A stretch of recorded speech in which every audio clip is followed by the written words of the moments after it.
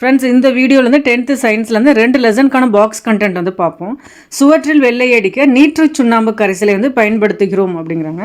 Calcium hydroxide காற்றில் உள்ள carbon tie ஆக்சைடுடன் வினைபுரிந்து கால்சியம் கார்பனேட்டை உருவாக்கி மெல்லிய படலமாக சுவர்களில் வந்து படிக்கிறது அப்படிங்கிறாங்க. வெள்ளை அடித்த 2 அல்லது 3 தினங்களில் கால்சியம் கார்பனேட் வந்து சுவர்களுக்கு ஒரு மினுமினுப்பு தன்மையை தருகிறது. அந்த சுண்ணாம்புக்கல் அதாவது மார்பிளோட வேதி வாய்ப்பாடு என்ன அப்படின்னா CaCO3 கால்சியம் கார்பனேட். இந்த ஃபார்முலாவை பார்த்துக்கோங்க, சம்டைம்ஸ் வந்து கேட்கலாம்.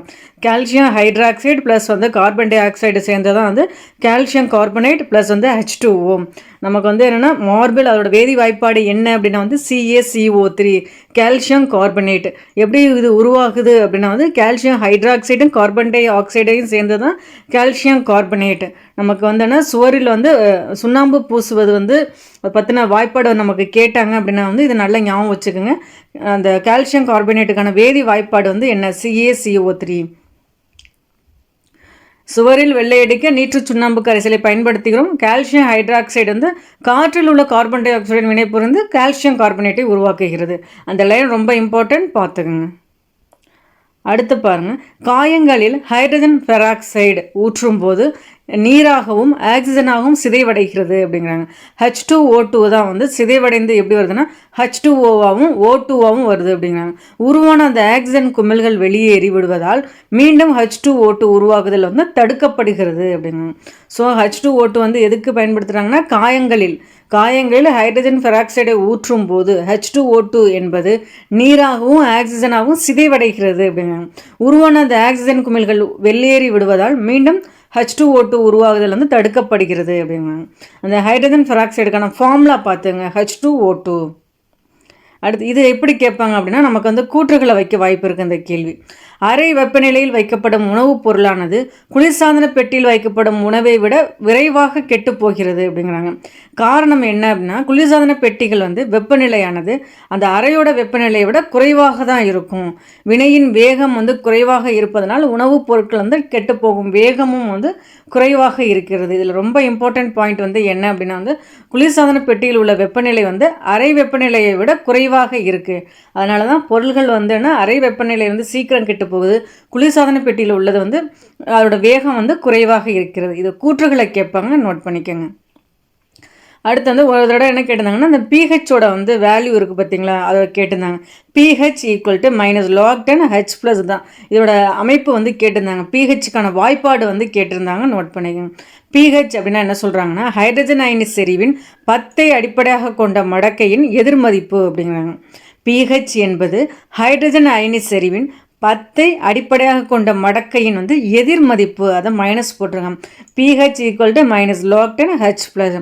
அதில் என்ன சொல்கிறாங்கன்னா அந்த அமிலங்களின் pH மதிப்பு வந்து 7ஐ விட குறைவாக இருக்கும் அப்படிங்கிறாங்க. காரங்களின் மதிப்பு வந்து அந்த 7ஐ விட அதிகமாக வந்து இருக்கும். நடுநிலை கரைசலின் வந்து மதிப்பு வந்து pHன் மதிப்பு வந்து 7க்கு சமம். அதான் அந்த அமிலமும் காரமும் நடுநிலைக்கப்படும் போது தான் வந்து உப்பு உருவாகிறது அப்படின்னு கூட சொல்லுவாங்க.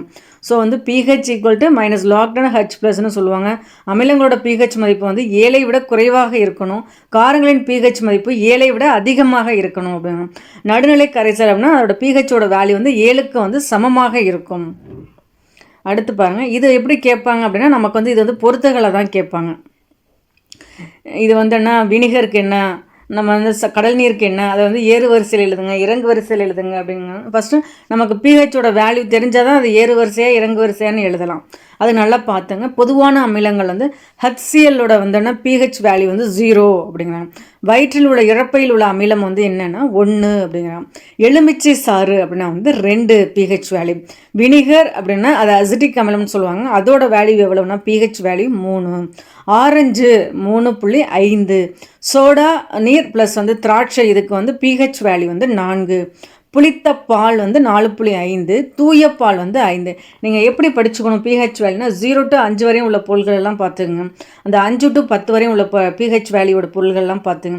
அது மாதிரி பிரிச்சுக்கிட்டிங்கன்னா படிக்க ஈஸியாகும். இந்த 0 to 5க்குள்ளே என்னென்ன வருது, HCl வந்து 0 வருது, வயிற்றில் இறப்பைக்குள்ள அமிலம் வந்து 1 வருது, எலுமிச்சை 2, வினிகர் அப்படி இல்லைன்னா அசிட்டிக் அமிலத்தோட pH வேல்யூ வந்து 3, ஆரஞ்சு 3.5, சோடா நீர் திராட்சை ரெண்டுக்குமே pH வேல்யூ 4, புளித்தப்பால் 4.5, தூயப்பால் வந்து 5 அப்படி பார்த்துக்குங்க. அடுத்து வந்து 6 to 10 வரையும் உள்ளது பார்த்துங்க. மனித உமிழ்நீரின் வந்து pH வேல்யூ என்ன சொல்கிறாங்கன்னா 6 to 8 வரையும் இருக்கும் அப்படிங்கிறாங்க. இதே தூய நீர் அப்படின்னா வந்து 7, தக்காளி சாறு வந்து 4.2 அப்படிங்கிறாங்க. காஃபிக்கு வந்துன்னா 5.6, புளித்தப்பால்னா 4.5, நல்ல தூயமான பால்னா வந்து 5, காஃபி 5.6 அதை நோட் பண்ணு. தக்காளி சாறு வந்து 4.2லேயே வரும், அந்த 1 to 5க்குள்ளேயே தக்காளி சாரம் வந்துடும் பார்த்துக்கோங்க. ரத்த பிளாஸ்மா ரத்தம் அதோட pH வேல்யூ என்ன சொல்கிறாங்கன்னா 7.4, முட்டை வெள்ளைக்கரு வந்து pH வேல்யூ வந்து 8, கடல் நீர் வந்து 8, சமையல் சோடா வந்து 9 வருது, அமில நீக்கி வந்து 10, அமிலக்கு நீக்கம் வந்து அதான் மெக்னீசியம் பால்மம் அதுவும் அமில நீக்கி தான் சொல்லுவாங்க, அதுவும் வந்துன்னா 10. நல்லா நோட் பண்ணிக்கோங்க. ஸோ 1 to 5னா வந்து என்ன பார்த்துக்குங்க. 6 to 10க்குள்ளே வந்து மனித உமிழ்நீரின் pH வேல்யூ 6 to 8, தூய நீர் வந்து 7, இதே ரத்தத்துக்கு வந்து 7.4 சொல்கிறாங்க, அந்த டிஃப்ரென்ஸ் பார்த்துங்க. தக்காளி சாறுனா 4.2, காஃபி வந்து 5.6, புளித்தப்பால்னா 4.5, தூயப்பால்னா 5, காஃபினா 5.6, அந்த வேரியேஷன் வந்து பார்த்துங்க. முட்டை வெள்ளைக்கரு வந்து 8, கடல் நீர் 8, சமையல் சோடா வந்து pH வேல்யூ வந்து 9 அப்படிங்கிறாங்க. அமிலநீக்கி மெக்னீஷியம் பால்மம், அது அமிலநீக்கினா மெக்னீஷியம் பால்மம் தான் சொல்லுவாங்க, ஏன்னா அது வந்து காரத்தன்மையாக இருக்கிறதுனால வந்து நமக்கு நம்ம உடல் அந்த செரிமான கோளாறுகள் வந்து இதை நீக்கும், அதுக்கு தான் மெக்னீசியம் பால்மமே யூஸ் பண்ணுவாங்க. அது என்ன அப்படின்னா வந்து 10 அதோட வேல்யூ. அமோனியா நீரோட pH வேல்யூ வந்து 11, சுண்ணாம்பு நீர் வந்து 12, வடிகால் சுத்தமாக்கும் பொருள் வந்து 13, எரிசோடா அப்படின்னா நமக்கு வந்து சோடியம் தான் வரும், சோடியம் ஹைட்ராக்சைடு வந்து எவ்வளோனா 14, அதாவது மெக்னீஷியம் பால்மம் வந்து 10 ஸோ நான் அதோட சொல்கிறேன், நோட் பண்ணிக்கேன். ஹசியரோட pH வேல்யூ 0, வயிற்றில் இறப்பை அமிலம் வந்து 1, எலுமிச்சை சாருக்கு வந்து pH வேல்யூ 2, வினிகர் அப்படி இல்லைன்னா அசிட்டிக் அமிலம் அதோட இது வந்து 3, ஆரஞ்சு 3.5, சோடா நீர் திராட்சை அப்படின்னா 4 வரும், இதே தக்காளி சாறு அப்படின்னா 4.2 வரும், புளித்தப்பால் வந்து 4.5, தூயப்பால் வந்து 5, காஃபி வந்து 5.6, மனிதனின் உமிழ்நீர் வந்து 6 to 8, தூய நீர்னா 7, இதே ரத்தத்துக்கான pH வேல்யூனா 7.4, முட்டை வெள்ளைக்கரு கடல் நீர், அந்த முட்டையோட வெள்ளைக்கருக்கு கடல் நீர் 8 pH வேல்யூ, சமையல் சோடா வந்து 9, அமிலநீக்கி மெக்னீஷியம் பால்மம் வந்து pH வேல்யூ 10, அமோனியா நீர் வந்து 11, சுண்ணாம்பு நீரோட pH வேல்யூ 12, வடிகால் சுத்தமாக்கும் பொருளோட pH வேல்யூ 13, எரிசோடா அப்படின்னா சோடியம் ஹைட்ராக்சைடு அதோட வேல்யூ வந்து 14. ஸோ வந்து என்னென்னா 7 to 14, அதில் வந்து என்னென்னா நீங்கள் வந்து இதை ஃபுல்லாக நல்லா மக்குப்படிச்சுங்க. ஏன்னா இதை வந்து என்னென்னா ஏறு வரிசையிலையும் கேட்பாங்க, இறங்கு வரிசையிலையும் கேட்பாங்க, அப்படி இல்லைன்னா ஏதாவது ஒரு பொருள் கொடுத்து இதோட pH வேல்யூ என்னென்னா டேரெக்டாகவும் கேட்க வாய்ப்பு இருக்குது. அதிகமாக எது கேட்டிருக்காங்கன்னா ரத்தத்துக்கு கேட்டிருக்காங்க, நல்லா நோட் பண்ணிக்கோங்க. அடுத்து வந்து இது வந்து அடுத்த லெசனோட கரிம சேர்மங்கள் அப்படின்னா, கரிம சேர்மங்கள்லாம் 2 விதமாக பிரிக்கிறாங்க. வளைய மில்லா அல்லது திறந்த சங்கிலி சேர்மங்கள் அப்படிங்கிறாங்க, அல்லதுன்னா வளைய அல்லது வந்து மூடிய சங்கிலி சேர்மங்கள் அப்படிங்கிறாங்க. அந்த திறந்த சங்கிலி சேர்மங்களில் 2 இருக்குது, ஒன்று நிறைவுற்ற, ஒன்று வந்து நிறைவுறா சேர்மங்கள் அப்படின்னு. நிறைவுற்ற சேர்மங்கள் அப்படின்னா அதோட கார்பன் பிணைப்பு வந்து ஒரே ஒரு கார்பன் பிணைப்பு தான் வந்து இருக்கும். இதே நிறைவுறா இதுன்னா வந்துன்னா இரட்டை அல்லது முப்பிணைப்பு சேர்மங்கள் அப்படின்னு வந்து இருக்கும் பார்த்துங்க. இது வந்துன்னா அந்த நிறைவுற்ற பிணைப்புக்கு வந்து என்ன எடுத்துக்காட்டு அப்படின்னா ஈத்தேன், நம்ம வந்து அல்கீன் அப்படிம்பாங்க. அல்கேன் அப்படின்னா வந்து CnH2n+2 அப்படின்னு வந்து சொல்லுவாங்க. அல்கீன் அப்படின்னா CnH2n வரும். இதே அல்கைன் அப்படின்னா வந்து CnH2n-2 அப்படின்னு வரும். நீங்கள் வந்து என்னென்னா குரூப் 4க்கு மட்டும் படிக்கிறீங்க அப்படிங்கையில் வந்து மேலோட்டமாக படிச்சுட்டா போதும். இதே குரூப் 2க்கும் வந்து படிக்கிறீங்க அப்படின்னா நீங்கள் டைரெக்டாக புக்கு எடுத்து படிச்சிங்க அப்படின்னா உங்களுக்கு வந்து எல்லா எக்ஸாமும் ரெடி பண்ண மாதிரி இருக்கும். இதெல்லாம் வந்துன்னா நமக்கு வந்து மெயின்ஸுக்கு வந்து இது மாதிரியான கேள்விகள் வந்து கேட்பாங்க. நம்ம வந்து டெஸ்கிரிப்டிவ் டைப்பில் தான் வந்து எழுதுவோம். ஸோ வந்துன்னா நம்ம நிறைய தெரிஞ்சுக்கிற மாதிரி இருக்கும். நம்ம லாஸ்ட் மினிட்ல படிக்கிறோம், ஒரு இதான் கேள்வினா இதுதான் பதில் அப்படிங்கையில் நீங்கள் பாக்ஸ் கண்டென்ட் வந்து படிக்கலாம். பட் வந்து நீங்கள் குரூப் 2 வந்து என்ன எழுதுகிற ஆள் மெயின்ஸ் நீங்கள் படிக்கணும் அப்படின்னா வந்து இந்த புக்ஸை அப்படியே கேட்குறாங்க. நீங்கள் வந்து வாய்ப்பு கிடச்சிச்சு அப்படின்னா வந்து சயின்ஸ் புக் வந்து நல்லா படிங்க. ஏன்னா நமக்கு வந்து சயின்ஸ்லேருந்து நிறைய கேள்விகள் வந்து மெயின்ஸில் வந்து இடம்பெறும். இந்த கேள்வி இதெல்லாம் வந்துன்னா நம்ம வந்து மெயின்ஸுக்கு படிக்கிற மாதிரி இருக்கும். ஆனால் வந்து புரிஞ்சுக்கிட்டு படிச்சிங்க அப்படின்னா சயின்ஸுமே ரொம்ப ஈஸி தான். இது நம்ம இப்போ இதுக்கு எப்படி படிக்கணும் அப்படின்னா குரூப் 4க்கு எப்படி படிக்கணும் அப்படின்னா ஒற்றை கார்பன் பிணைப்பு அப்படின்னு நிறைவுற்றது, இரட்டை இல்லைன்னா முப்பிணைப்பு கார்பன்னா நிறைவுறா சேர்மம், அதுக்கு என்ன எக்ஸாம்பிள், இது மட்டும் தெரிஞ்சுக்கிட்டா போதும் குரூப் 4க்கு. பட் 2க்கு வந்து நம்ம எப்படி படிக்கணும் அப்படின்னா லைன் பை லைனாக படிக்கணும். அது வந்து ரொம்ப யூஸ்ஃபுல்லாகவும் இருக்கும். நீங்கள் அந்த டயத்தில் ஈவன் நம்ம ப்ரிலிம்ஸை கிளியர் பண்ணிவிட்டு மெயின்ஸுக்கு போகும்போது புதுசாக படிக்க வேண்டிய அவசியம் இல்லை. ஆல்ரெடி படித்ததை ஒரு தடவை ரிவிஷன் பண்ணால் போதும் மெயின்ஸுக்கு, அது மாதிரி இருக்கும். ஸோ நீங்கள் டயம் இருக்கிறவங்க ஃபுல்லாக படிங்க, டயம் இல்லை அப்படிங்கிறவங்க வந்து அந்த பாக்ஸ் கண்டென்ட் மட்டும் பார்த்துக்குங்க. வளையமில்லா அல்லது வந்து திறந்த சங்கிலி சேர்மங்கள் அப்படின்னா வந்து நிறைவுற்ற சேர்மங்கள் தான் வந்து என்ன ஒற்றை கார்பன் பிணைப்பு. இதே நிறைவுறாதது அப்படின்னா வந்து இரட்டை அல்லது முப்பிணைப்பு அப்படிம்பாங்க. இந்த நிறைவுற்றதில் தான் வந்து அல்கேன் வரும். CnH2n+2 அந்த n = வந்து 2 அப்படின்னு நம்ம போட்டோம் அப்படின்னா வந்து CnH2n+2 அப்படிங்கிற C2H6 அப்படின்னு வந்து வரும். ஸோ அதான் ஈத்தேன் அப்படிம்பாங்க. இதே நிறைவுறாதது அப்படின்னா வந்து அல்கீன் CnH2n அந்த ஃபார்முலா அப்ளை பண்ணும்போது CH2CH2னா ஈத்தீன் வரும். ஈத்தைன் அப்படின்னா CnH2n-2 அப்ளை பண்ணும்போது ethyne CH triple bond CH இது வரும். அடுத்து இது வந்து வளைய அல்லது மூடிய சங்கிலி சேர்மங்கள் அப்படின்னு எப்படி பிரிக்கிறாங்கன்னா கார்போ வளைய சேர்மங்கள், பல்லின வளைய சேர்மங்கள்.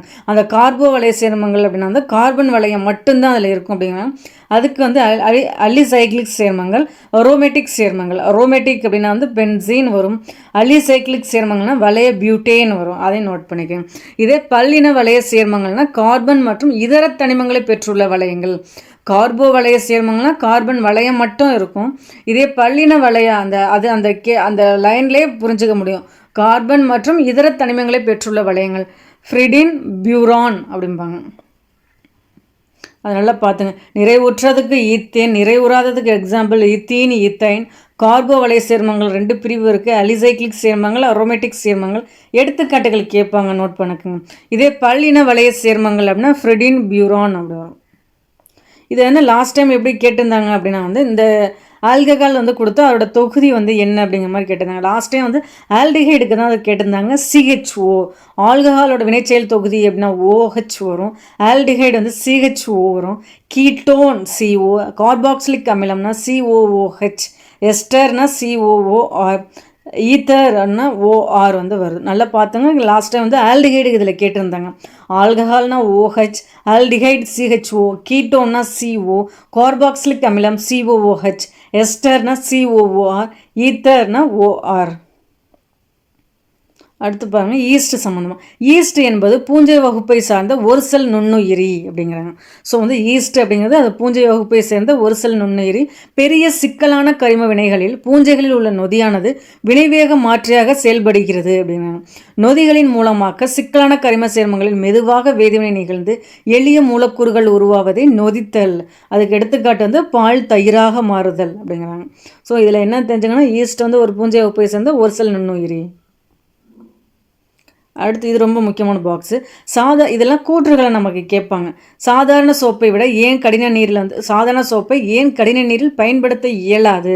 ஏன் அப்படின்னா வந்து சாதாரண சோப்பு வந்து கடின நீரில் பயன்படுத்தப்படும் போது கால்சியம் மெக்னீசியம் அயனிகள் வந்து வில்படிய செய்கிறது அப்படின்னா இதனால் வந்து துணிகளின் மேற்பரப்பில் வந்து ஒரு ஸ்கம் படிவை வந்து உருவாக்குகிறது அப்படின்னா எனவே சோப்பை கடின நீரில் பயன்படுத்த இயலாது. ஏன் கடின நீரில் பயன்படுத்த இயலாதுன்னா அது கால்சியம் மெக்னீசியம் படிவுகளை வந்து அந்த துணிகளின் மேல் வந்து உருவாக்குகிறது. அதனால் இதை பயன்படுத்த இயலாது. ஸோ நமக்கு வந்து அந்த அயனிஸ் வந்து கொடுத்து வந்து கேட்பாங்க, நல்லா நோட் பண்ணிக்கோங்க. இதெல்லாம் கேட்குறதுக்கு வந்து கூற்றுகளை தான் அதிகம் வைப்பாங்க. பார்த்துங்க. TFM என்ற குறியீட்டை சோப்பு உரைகளிலேருந்து பார்த்துள்ளீர்களா அப்படின்னு கேட்குறேன். ஃபர்ஸ்ட் இந்த TFM அப்படின்னா வந்து என்னன்னா மொத்த கொழுப்பு பொருட்கள், டோட்டல் ஃபேட்டி மேட்டர் அப்படிங்கிறாங்க. இது சோப்பின் தரத்தை குறிக்கக்கூடிய ஒரு முக்கியமான அம்சங்க. உயர்ந்த TFM வந்து பெற்றுள்ள சோப்புகள் வந்து சிறந்த குளியல் சோப்புகள். ஸோ சிறந்த குளியல் சோப்புகள் அப்படின்னா வந்து அதோட TFMோட லெவல் வந்து ஹையாக இருக்கும் அப்படிங்கிற மாதிரி சொல்கிறாங்க. அடுத்து இந்த பாக்ஸ் வந்து ரொம்ப முக்கியம். இதெல்லாம் வந்து நம்ம மெயின்ஸில் வந்து நல்லா படிப்போம். நீங்கள் வந்து என்னென்னா முடிஞ்ச அளவுக்கு உங்களுக்கு டயம் இருந்துச்சு அப்படின்னா உள்ளுக்குள்ளே போய் நல்லா படிங்க. சயின்ஸ் எல்லாம் நல்லா ஆர்வம் பாருங்கள். நீங்கள் வந்து குரூப் 2லாம் வந்து கிளியர் பண்ணணும், மெயின்ஸ் எல்லாம் கிளியர் பண்ணணும் அப்படின்னா வந்து டயம் கிடைக்கும் போதெல்லாம் சயின்ஸை நல்லா ரிவிஷன் ஃபஸ்ட்டு நல்லா படிங்க. படிச்சுட்டே ஒரு இடைக்கு 2 தடவை ரிவைஸ் அடிச்சிங்க அப்படின்னா வந்து உங்களை அறியாமலே ஒரு நம்பிக்கை வந்துடும். ஸோ நம்மளாம் வந்து மெயின்ஸ் வந்து கிளியர் பண்ணிடலாம் அப்படின்னா. ஏன்னா இது எல்லாமே வந்து மெயின்ஸ் வந்து நம்ம இதெல்லாம் படிக்கணும். அப்போ குரூப் 4ங்கிறனால லைட்டாக மேலோட்டமாக பார்த்துட்டு போங்க. அடுத்தடுத்து 2 வருது, 2Aலாம் வருது. ஸோ அப்படிங்கையில் வந்து என்ன இந்த லெசனுக்குலாம் வந்து ரொம்ப இம்பார்ட்டன்ஸ்க்கு வந்து கொடுத்து படிங்க. ஏன்னா அவங்க மெயின்ஸுமே நம்ம புக்கோட கண்டென்ட் தான் உங்களுக்கு வந்து ஆன்சர் கீஸாக வந்து கொடுப்பாங்க அப்படின்னு சொல்கிறாங்க. அப்படிங்கையில் வந்து நமக்கு அந்த புக்கு இருக்குது அப்படிங்கையில் வந்து நல்லா படிக்கலாம். குரூப் 4 முடிச்சுட்டு அடுத்து வந்து 2க்கு வந்து படிக்க ஆரம்பிச்சிருங்க. குரூப் 2க்கு வந்து ஆரம்பிக்கும் போது நீங்கள் எப்படி பண்ணால் இந்த 1 மார்க் கொஸ்டின் மாதிரிலாம் படிக்கக்கூடாது. உள்ளுக்குள்ளே புக்குக்குள்ளே போயிட்டு எல்லாம் இன்ச் பை இன்ச்சாக நீங்கள் வந்து படிக்கணும். ஏன்னா இந்த இந்த டாபிக்ஸ்லாம் ரொம்ப முக்கியம் மெயின்ஸுக்கு. சோப்பு மற்றும் டிடர்ஜென்ட் இதோட டிஃப்ரென்ஸ் என்ன அப்படின்னு சொல்கிறாங்க. சோப்பு அப்படின்னா வந்து கார்பாக்சிலிக் அமிலங்களின் சோடியம் உப்புக்கள். அந்த டிஃப்ரென்ஸ் நல்லா பார்த்துக்குங்க. நீண்ட சங்கிலி அமைப்பை பெற்ற கார்பாக்சிலிக் அமிலங்களின் சோடியம் உப்புக்கள் அப்படிங்கிறாங்க. டிடர்ஜென்ட் அப்படின்னா வந்து சொல்பானிக் அமிலத்தின் வந்து சோடியம் உப்புக்கள் அப்படிங்கிறாங்க. இது சோப்பினோட அயனி பகுதி என்ன அப்படின்னா வந்து COO- Na+, அதான் கார்பாக்சிலிக் அமிலங்களின் சோடியம் உப்புக்கள். டிடர்ஜென்ட் என்பது சல்போனிக் அமிலத்தின் சோடியம் உப்புக்கள்னா SO3- Na+. இது வந்து விலங்குகளிடமிருந்து கொழுப்பு மற்றும் தாவரங்களிலிருந்து கிடைக்கும் எண்ணெய் ஆகியவற்றிலிருந்து சோப்பு தயாரிக்கப்படுகிறது. இதே டிடர்ஜென்ட் எப்படி தயாரிக்கிறாங்கன்னா பெட்ரோலியத்திலிருந்து கிடைக்கும் ஹைட்ரோ கார்பன்களிலிருந்து இவை தயாரிக்கப்படுகிறது அப்படிங்கிறாங்க. சோப்பை தான் இப்போ நம்ம பயன்படுத்த முடியாது, கடைநீரில் பயன்படுத்த முடியாது. அது என்னென்னா கால்சியம் மற்றும் மெக்னீஷியம் அயனிகள் வந்து படிய வைக்கிறது, அந்த துணிகளின் மேலே ஒரு ஸ்கம் படிவை உருவாக்குது அப்படின்னு சொன்னோம். ஸோ அதான் கடின நீரில் பயன்படுத்த முடியாது. இதே டிடர்ஜென்ட் அப்படின்னா வந்து பயன்படுத்தலாம். கடின நீரில் வந்து இது ஸ்கம் படிவுகளை உருவாக்கும். இந்த டிடர்ஜென்ட் வந்து அந்த படிவுகளை உருவாக்காது. குறைந்த அளவில் நுரைகளை உருவாக்கும், அதிக அளவு நுரைகளை வந்து டிடர்ஜென்ட் உருவாக்கும். உயரிய சிதைவு அடையும் தன்மை பெற்றதான் சோப்பு அப்படிங்கிறாங்க. இதே டிடர்ஜென்ட் அப்படின்னா வந்து உயரிய சிதைவு அடையும் தன்மை அற்றது. இதில் ரொம்ப மெயின் வந்து என்னதுன்னா ஃபர்ஸ்ட் 3 பாயிண்ட்ஸ் தான். சோப்பு அப்படின்னா வந்து கார்பாக்சிலிக் அமிலங்களின் சோடியம் உப்பு, டிடர்ஜென்ட் சல்போனிக் அமிலத்தின் வந்து சோடியம் உப்புக்கள், COO- Na+, SO3- Na+. இது வந்து சோப்புக்கு என்ன சொல்கிறாங்க, விலங்குகளிடமிருந்து கிடைக்கும் கொழுப்பு, தாவரங்களிடமிருந்து கிடைக்கும் எண்ணெய் ஆகியவற்றிலிருந்து சோப்பு தயாரிக்கப்படுகிறது. இதை டிடர்ஜென்ட் அப்படின்னா வந்து பெட்ரோலியத்திலிருந்து கிடைக்கும் ஹைட்ரோ கார்பன்களிலிருந்து இவை தயாரிக்கப்படுகிறது. ஓகே ஃப்ரெண்ட்ஸ், இதில் வந்து 2 லெசனுக்கான பாக்ஸ் கண்டென்ட் வந்து பார்த்தோம். இதில் ரொம்ப முக்கியம் வந்து அந்த pH மதிப்பு வந்து முடிஞ்ச அளவுக்கு மனப்பாடம் பண்ணிக்கோங்க. ஏன்னா அது வந்து ஏறு வரிசை இறங்கு வரிசை இது மாதிரிலாம் அதிகமாக கேட்டிருக்காங்க, நோட் பண்ணிக்கோங்க.